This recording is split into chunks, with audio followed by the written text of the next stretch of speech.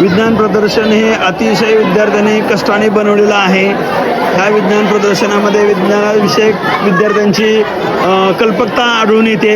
विद्यार्थ्यांनी बरेचसे नवीन नवीन प्रयोग या ठिकाणी राबवलेले आहेत. विशेषतः याच्यामध्ये स्मार्ट सिटी किंवा प्रदूषणमुक्त शहर कसं असावं किंवा वेगवेगळ्या संकल्पना या विद्यार्थ्यांनी अतिशय चांगल्या राबवलेल्या आहेत. तसं पाहिलं तर आपल्यासुद्धा लक्षात येत नाही की या लहान चिमुकल्यांमध्ये सुद्धा इतक्या विज्ञानविषयक नवीन नवीन संकल्पना त्यांच्यामध्ये निर्माण होत असतात आहे.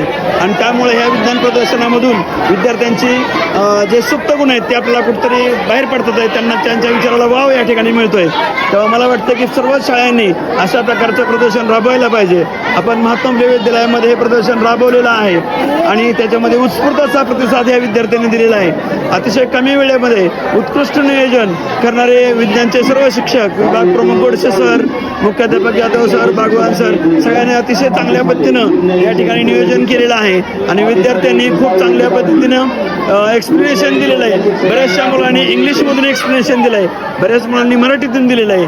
त्यामुळं त्यांचं भाषेवरचं प्रभुत्वही खूप चांगलं आढळत आहे आणि विज्ञानाच्या संकल्पना अधिकाधिक दृढ होत जातात आहे. त्यामुळे हे विज्ञान प्रदर्शन नक्कीच फायदेशीर ठरणार आहे. धन्यवाद सर.